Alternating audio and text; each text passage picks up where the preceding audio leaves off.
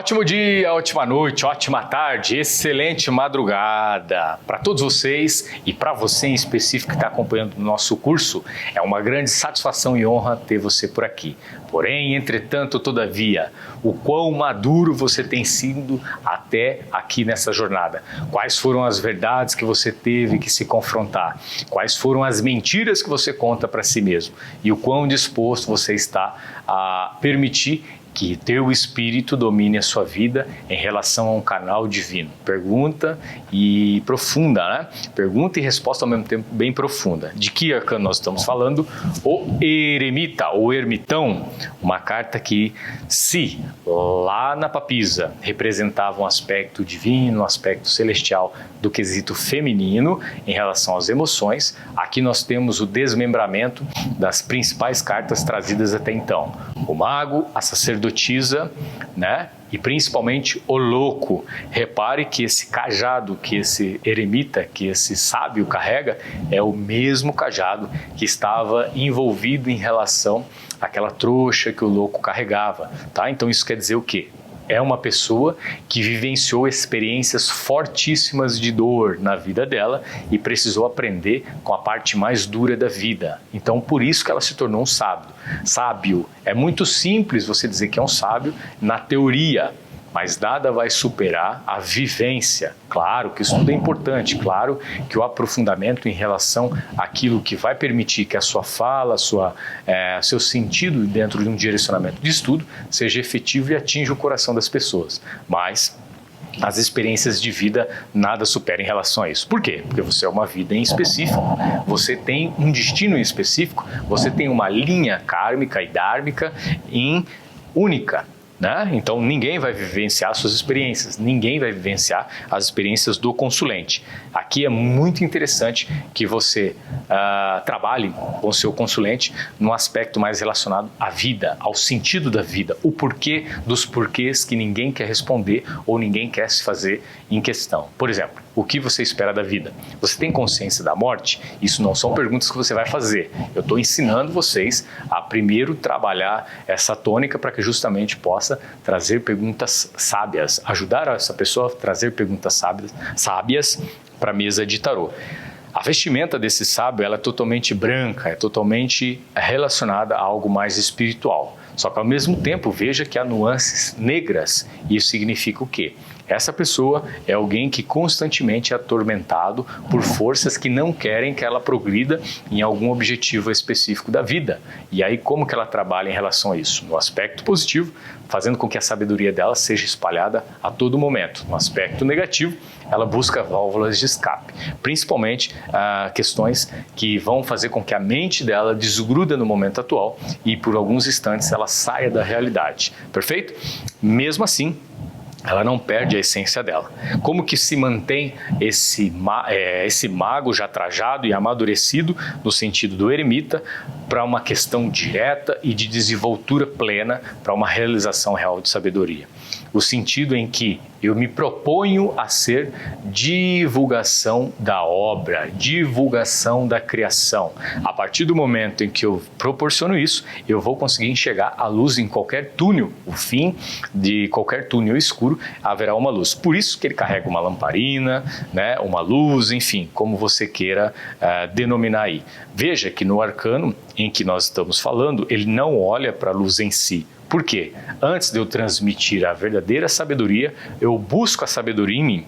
Aqui, se teve um arcano que nós já conversamos, em que o mestre chega ao discípulo quando o discípulo está pronto, é já a ultrapassagem desse nível, em que eu encontrei o mestre e automaticamente eu me tornei o próprio mestre, compreende? E aí você vai na sua própria busca e vai fazer com que a coisa aconteça pela sua maneira e não pela maneira que os outros estipulam para você. Observe também que essa roupa que esse eremita usa, ela se encontra na negativa ou na escuridão, digamos assim, dentro do que nós falamos, mas principalmente pela humildade e pela posição em querer se encaixar em qualquer ambiente, perfeito? Aqui não significa alguém mascarado, um coringa, não. Significa alguém que quer pegar o melhor de todas as experiências e também o pior, para que faça uma conjunção do que ela acredita como realidade e do que ela quer levar além daqui. Perfeito? Então o eremita é uma carta em que vai trazer sentido de vida para as pessoas, tá? Dentro de uma tiragem, aqui pode ser um destino, pode ser uma pessoa que chega na sua vida como mentor, pode ser uma mulher, uma relação que vai estruturar a sua vida e vai transformar totalmente o seu destino, pode ser alguém que chega em que você já há uma vida estruturada e vai ser refeita, porque você precisa aprender algo que você deixou lá atrás e precisa ser revisto e ultrapassado em um determinado momento. Ou até mesmo representa cursos e outras expansões que você precisa fazer.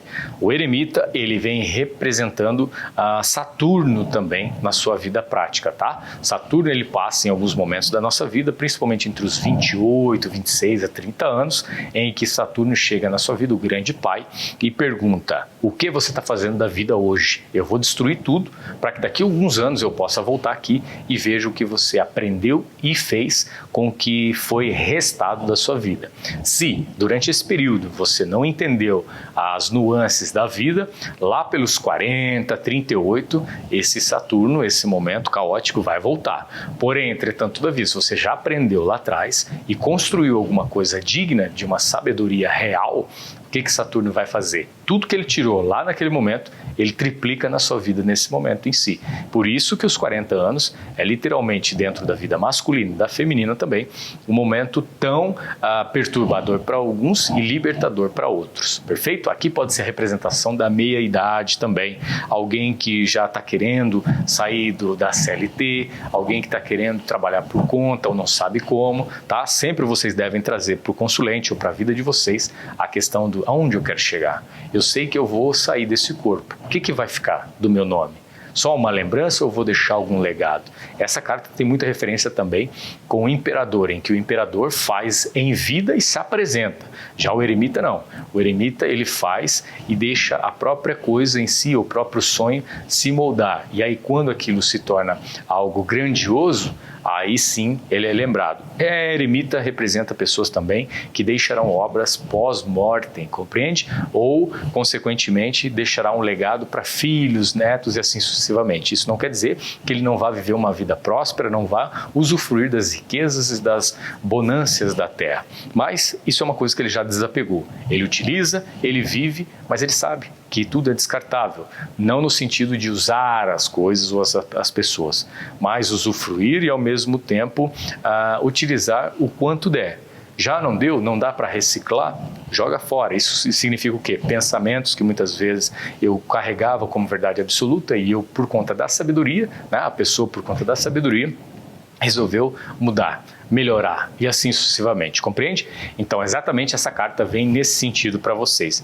É uma carta muito profunda, muito reflexiva, que chama essa atenção para reflexão, pela própria imagem, pelo aspecto em que o eremita se encontra, de olhos fechados, mas ao mesmo tempo sabe que quem comanda a vida é o próprio terceiro olho que carrega em si. Então aqui também são pessoas que devem tendenciar cursos espirituais, reiki e outras práticas mediúnicas que também serão favoráveis como bússolas no decorrer da vida. Essa foi a carta Eremita, uma carta muito interessante e realmente de anos-luz à nossa frente. Espero que você tenha compreendido, anote sempre, não esqueça das orientações feitas nas dicas e nos vemos na próxima aula.